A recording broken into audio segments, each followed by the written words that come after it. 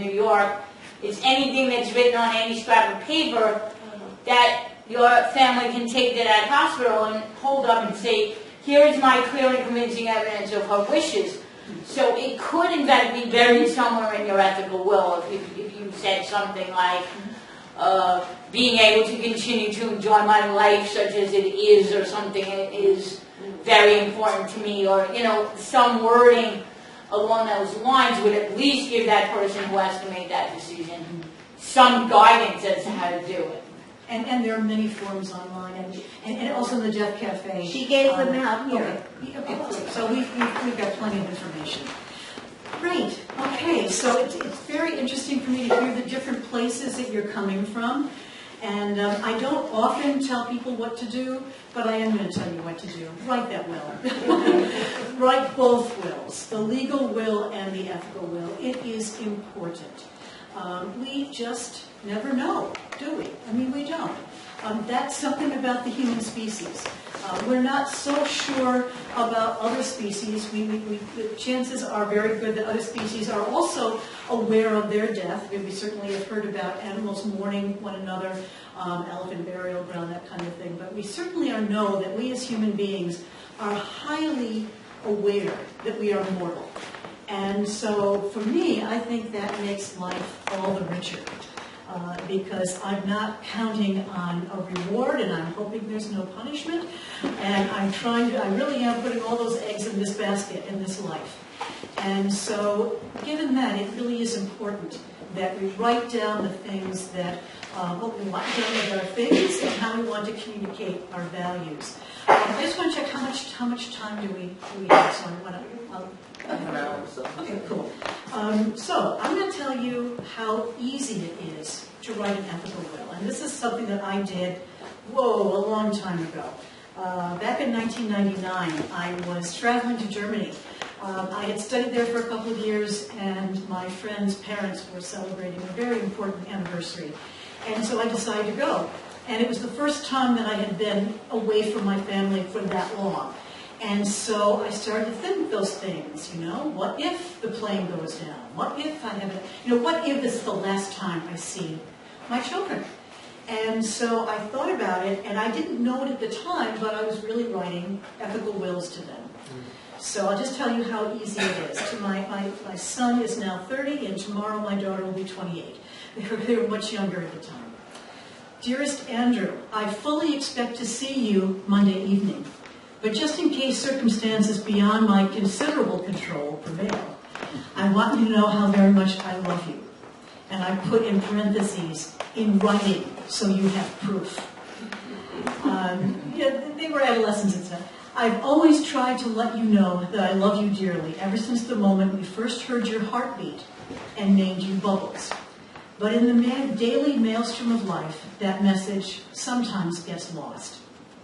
You are a unique and wonderful human being, a deep thinker, a lover and maker of art and music, a caring and affectionate son and friend. You also worry too much. I know, I do too. I apologize for passing along that trait, although Grandma Muriel was no slouch in the worry department. Sometimes I feel that it is my worrying that keeps our world held together, and that if I ever stopped, we would go careening off into space. Of course, that is nonsense, but I cannot seem to let it go. I'm just too tightly wound. My efforts to change have been largely intellectual and ineffectual. I hope better for you. As wonderful as you already are, there is more to come. You have so much more inside you that hasn't unfolded yet. Everything you do, everywhere you go, everyone you meet, will draw you out a little or a lot more. Be open to it. You will become more you, perhaps in ways that will surprise and delight you, or perhaps in ways that will scare you. That is life. I love you and think about you always, Mom. So to his younger sister, dearest Emily, if you are reading this, it's because I've experienced some difficulty in returning home to you. I'm sorry, and I want you to know how very much I love you. You are my favorite daughter. We joke with her because she's actually the whole girl in both sides of the family. So when my nephew had 2 sons. When the second son was born, the first thing we said to Emily is, "It's okay, your position as the only girl is still safe." So, you're my favorite daughter. You're also a great and true friend. I value your opinions, your perspectives, your outlook on life. You possess a wisdom and a depth of understanding beyond your years.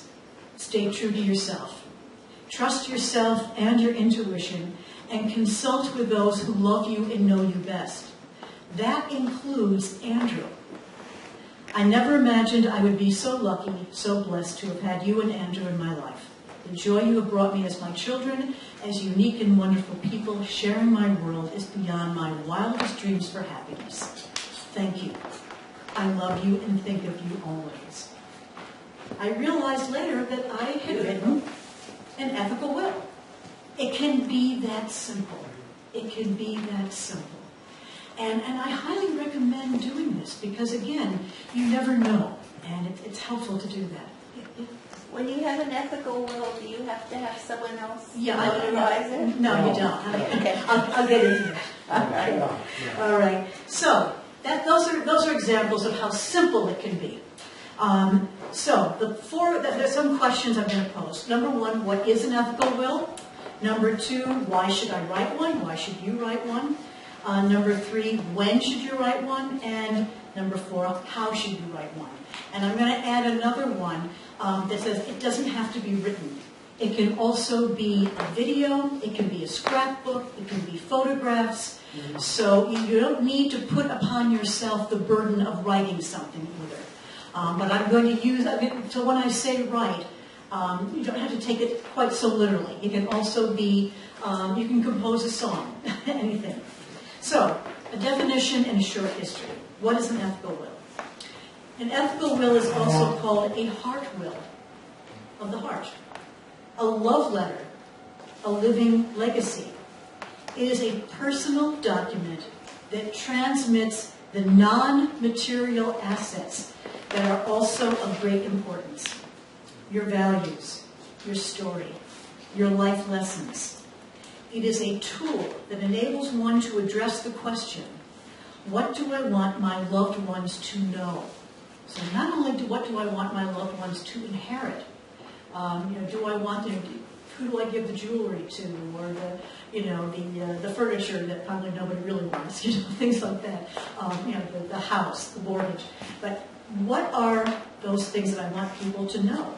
Now, legal wills will answer the question, what do I want my loved ones to have? And they can include other things as well. But the ethical will is, what do I want them to know? So legal wills bequeath valuables. Ethical wills bequeath values. It's a vehicle for clarifying and communicating the meaning in our lives to our families and communities. It's an excellent form for contemplation, to reflect and share one's life experience, to pass on the gifts of the heart, the mind, and the spirit. Now, I think it's particularly helpful. Sometimes families don't talk about these things with each other. I shared these letters with my children when I got back, and then I sort of put them aside. I need to update them a little bit, although some things still ring very true. But it's particularly good if you do have difficulty communicating, and sometimes just the act of reflecting about it yourself and writing it may move you to actually sharing it. One of the doctors who works a lot on ethical wills, and I've used some of his material in the handouts that you'll see, he was going in for heart surgery, and so he wrote letters. And he did fine. He came out and totally forgot about it. Years later, he was moving, and his children were helping him pack up things and move, and they said, "Hey, Dad, what's this?" "Oh, those were the letters that I wrote to you before I went into surgery." "Well, is it okay if we read them now?" And they did. And I think you can imagine the wonderful conversation they had. They had no idea that he was as scared as he was going into this. They certainly had their own types of fear about this. And it meant so much. And he never intended to be with them when they read them. But he realized later what a wonderful experience that was for him. So, it can also bequeath courage. language, laughter, a semblance of companionship, even a guiding hand. You'll notice I gave some advice in there. I said, try not to worry. Or I said to Emily, look for people who can help you, and that includes your brother. He can also help you, even though you don't think so now. So you can also pass along that kind of advice. There really is an ancient tradition for passing on personal values, beliefs, blessings, and advice to future generations. In the Hebrew Bible, we have a recounting in Genesis that Jacob gathers his 12 sons around his deathbed to tell stories, to predict their futures, to bless them, especially Joseph, and impart some of the wisdom from his long life. We can also sort of pass along our moral assets, particularly advantageous for women, since they were so often precluded from having a legal will. We women now can write a legal will. But there was once upon a time, and not that long ago really, when women could not write legal wills. And so they have property. Well, they wouldn't have allowed to have property, exactly. And they could not have made any decision about property or children or anything. And there was something called dower, Exactly. and they would get property, and then, when there's some kind of trust that a son or somebody or other else Sure. would have been Well, very married, often and they would put anyway. it in the care of a brother. For example, I was Susan B. Anthony, the great feminist from Rochester. Her father was a bit of a spendthrift. So her mother's property was actually put in her uncle's name because nobody trusted her father. So at any rate, the fact that women didn't own property, couldn't make any decisions about their children, meant that they wrote ethical wills. They weren't legally recognized, but the hope was that maybe somebody would take them into consideration. So this was a way, since they were precluded from doing that, of really writing what they would like to have done if they were in a position of power. And historians have found examples of ethical wills authored by women during the medieval period, really throughout history, usually in the form of letters and books written to their children. So we also see some examples in Shakespeare. Think about the tragedy of Hamlet. Polonius says to his son Laertes, and you've heard this, right? Give every man thy ear, but few thy voice. Take every man's censure, but reserve thy judgment. Neither a borrower nor a lender be, for loan oft loses both itself and friend. This, above all, to thine own self be true. And it must follow as the night the day, thou canst not then be false to any man. But you can look at that passage as an ethical will, that he's really passing this along to him, giving him some advice. That's a brief definition of what it is. Writing something down, passing along your values in the form of a letter, a book, scrapbook, photographs, anyway. Next, why? Why should I do this? Well, every ethical will is as unique as the person writing it, and everyone has a different motivation for doing it. Creating an ethical will is a way to learn more about yourself. I'm looking at Phil's now because I have to write a monthly report to the board, and sometimes I hate writing that monthly report to the Board of Trustees. But as I'm writing it, I'm aware of not only going through my calendar and remembering what I've done, but also wanting to communicate to the board what those things mean to me and what I think they might mean to us in the future. So writing an ethical will is learning about yourself, taking that time, maybe writing a timeline, maybe writing an autobiography to reflect on your life. The other day I was just sort of thinking about each decade of my life and what was important in each one of those decades. And it's reflection, and what things were important to me at those different times. Who was important to me? What relationships meant so much to me at those times? How did I change? How do relationships change? Because when you get through all these things, you can pass that on to others. Another is to affirm yourself. One of the gentlemen that was in a hospital at the time that this doctor, and I'm going to find his name in just a moment. He's probably in your materials already. Where is he? Oh yes, Dr. Barry Baines.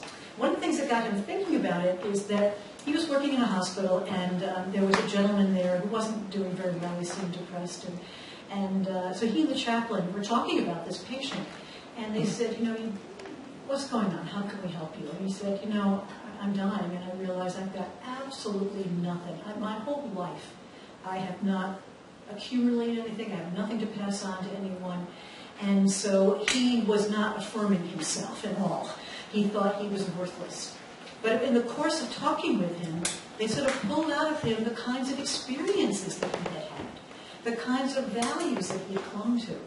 And so out of that, he wrote an ethical will. It was an affirmation of a life that he originally thought was worthless because he had no monetary worth. He wasn't passing that on to someone. And so it can be an affirmation of one's own self and what one has done. It also can affirm what others mean to you. Sometimes we're not quick to say we love each other. Some people grow up in families where they don't say, I love you every day the way others do. And so that's an opportunity to say, I may not have said it in ways that you would have liked, and I may not have been as affectionate as I could have been, but I want you to know how much I really, truly love you. And that's important, to affirm that relationship. And even if it's not, even if somebody has died and somebody's reading about this, it has a tremendous effect, tremendous. Someone who feels unloved, they would prefer to have the person say it, but if you can also read it, and that's like the joke in my son's letter, putting it in writing so you have proof. That affirmation of the relationship with someone else is so important. Also articulates what you stand for, what you stand for. I've done this workshop in other ethical societies, and it's sad sometimes when members of an ethical society will say to me, I don't know where I went wrong. My child became fill in the blank, a born-again Christian, Orthodox Jew, whatever it is, that's not sort of the free-thinking, non-theistic religion of ethics that they raise them in the ethical society. And so they feel discouraged that, that their children and their grandchildren, a gentleman who probably does more in the humanist movement in child education, does so because his grandsons are being raised Catholic. And so he wants to make sure that his legacy, his body of work, is about, teaching humanism to children. So it can articulate what you stand for. And I know that in his ethical will, he's very clear about his humanist values, because he wants his children to know, he especially wants his grandchildren to know. So what I often talk about with humanists or other people who are maybe non-traditional is to say, this is your opportunity to say why it was so important to you. And you don't need to beat them over the head with it, but you do need to say, this is why I stayed in this community, ethical society, synagogue, mosque, whatever it is. This is why I'm here, because this community was a place where I could live and practice my values. And then finally, just to tell the stories. I mean, there's so many wonderful stories, and if you have an opportunity to record them, to videotape them. Years ago, my children interviewed their grandparents at different visits, and they audiotaped them. Wow, I mean, to hear them now is just wonderful. I mean, it's priceless. To sit down and interview. We're actually starting sort of a story thing here where some of our children will be interviewing older members. And it's just an opportunity to regale them with these stories. I'm going up to visit my dad tomorrow. He'll be 98 this summer. And boy, those stories, and interestingly enough, the short-term memory goes, but the long-term memory is often there. So to hear stories about growing up on a farm and the kinds of values that he would, they're priceless.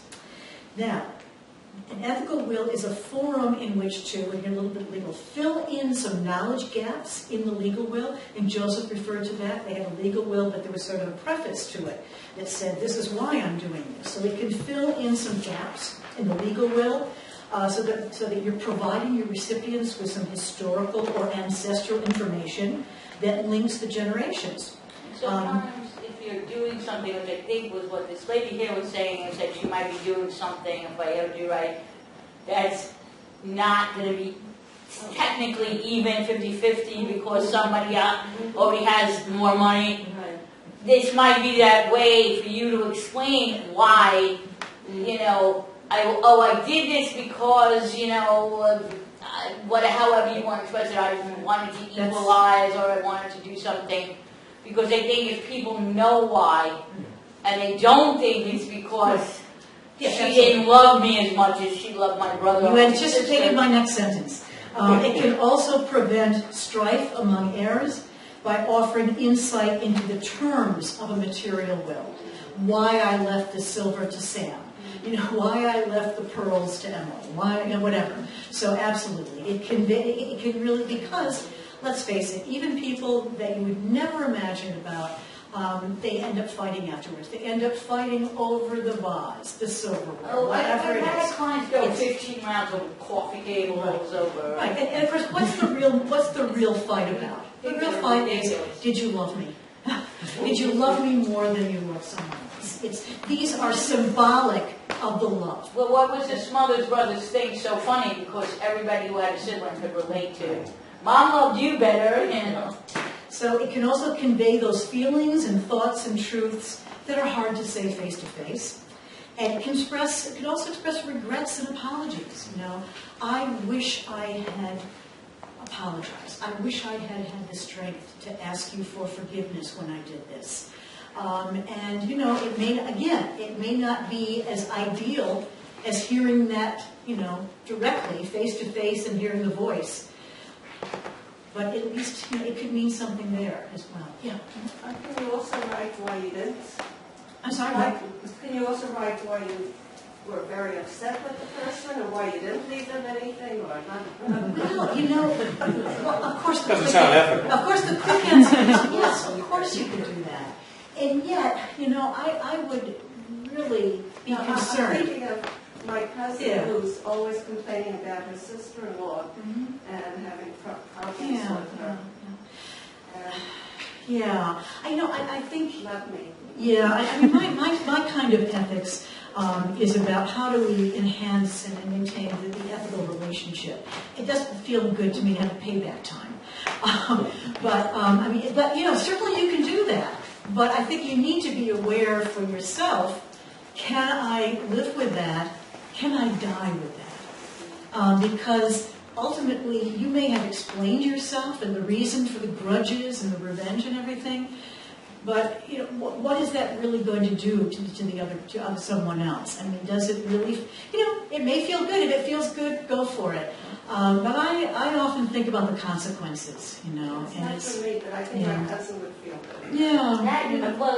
People might write and even tear it up because there's catharsis for you in writing it, whether you necessarily want somebody else to read it or not. And that's one of the things, learning more about yourself and reflecting on your life, that's part of the process. It doesn't have to be the end product.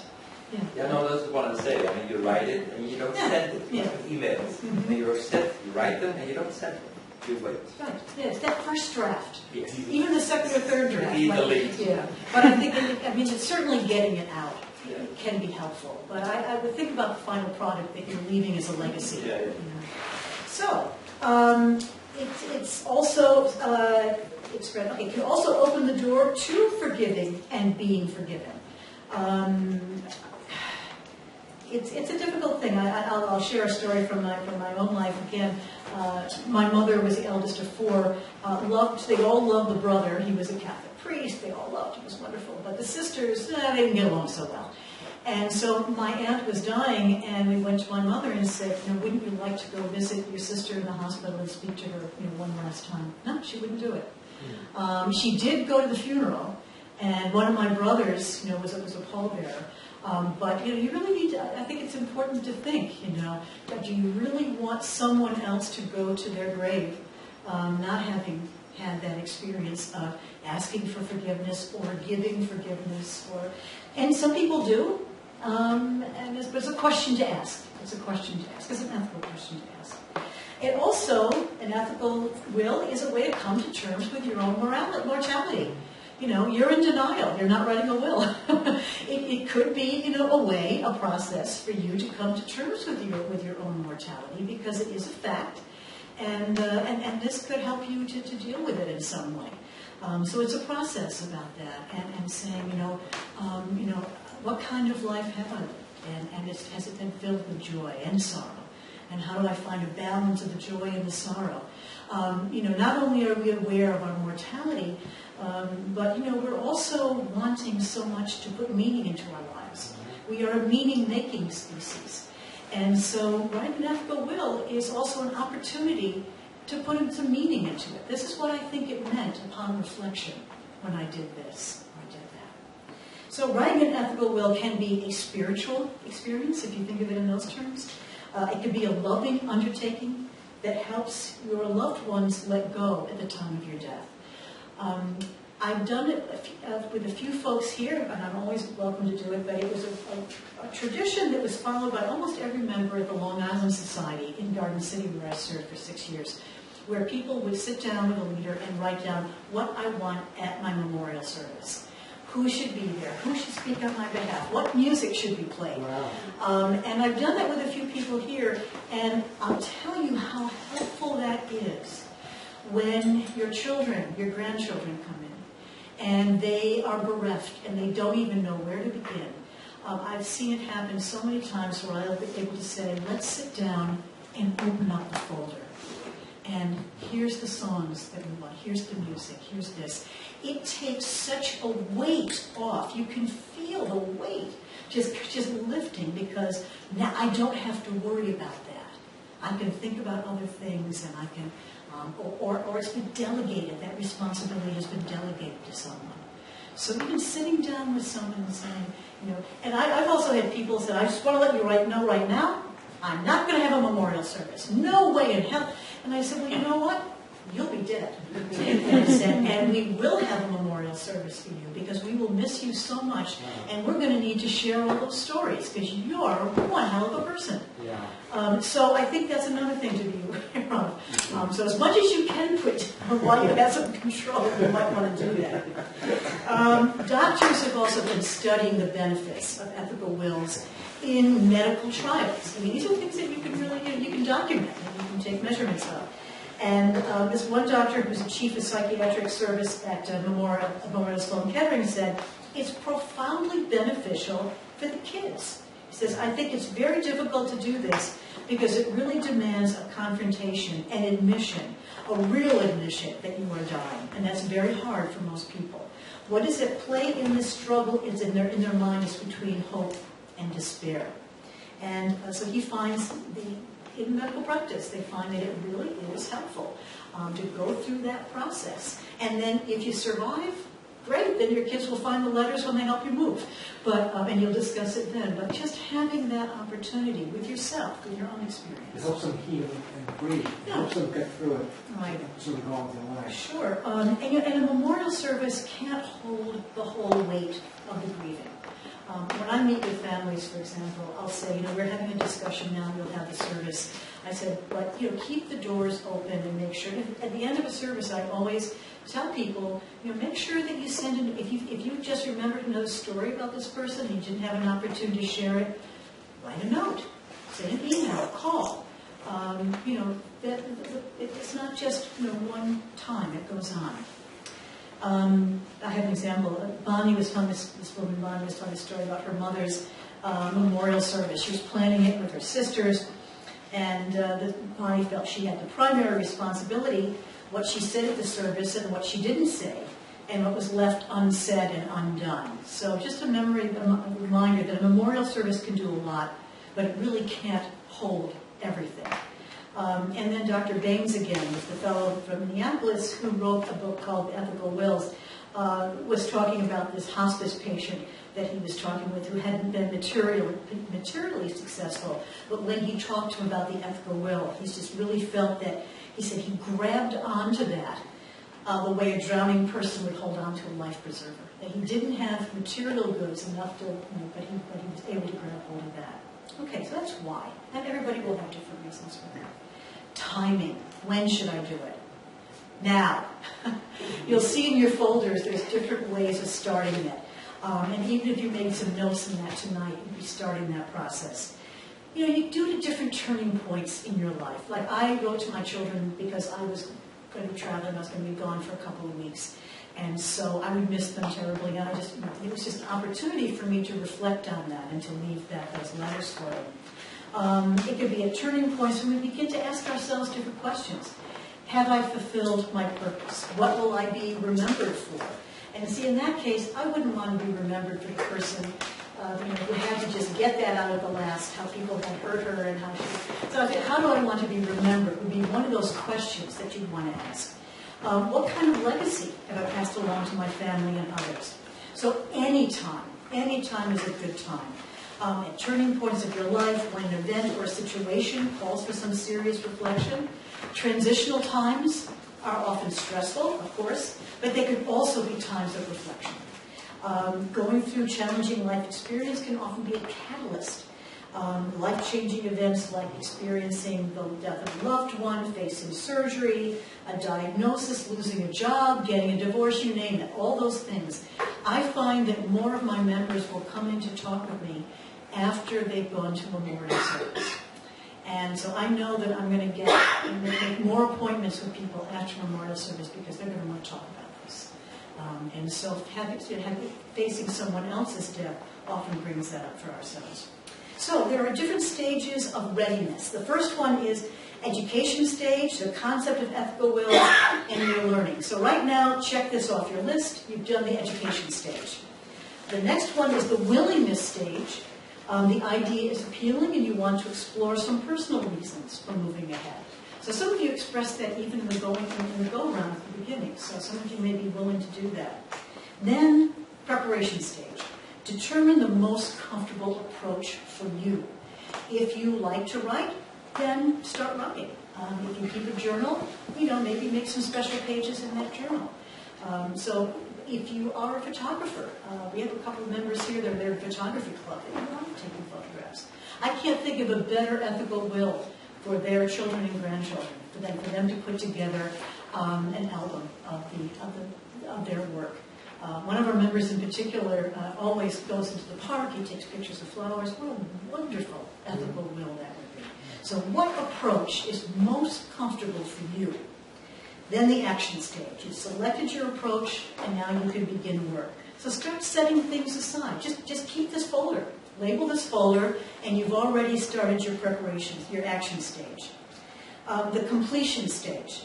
You finish writing the will. You focus on the physical preservation and ideas for sharing. Okay, why do I say this? I talked about my children interviewing their grandparents on audio tape. Not such a great, it doesn't preserve it so well. And so now we're thinking about how can we change this over. Slides that my father had kept. My daughter put those together, and we put together a DVD so that we could give him that. So think about preservation, acid-free paper. That should be There you go. That's worked well. Yeah, sure, it has worked well. Acid-free paper, for example, whatever technology is out there, make sure that it's as lasting as you can make it. So look at that preservation thing. And then the last stage is renewal and review. Consider how to update it. I need to update my letters to my kids. They're too old for this now. I'm going to update that in some way. But think about having maybe it might be on your birthday. You might check that. Some important dates you go back and review it and see if it needs any kind of updating. I think you should keep it wherever each stage. Yeah, right. You have chapter 1, chapter 2. There you go. Right. So that story I told earlier. There's a lovely film. Every once in a while, I'm sure we all have favorite actors. We just like whatever they do, or favorite directors. There's a young woman, Sarah Polley. I just love what she does. When my kids were little, we watched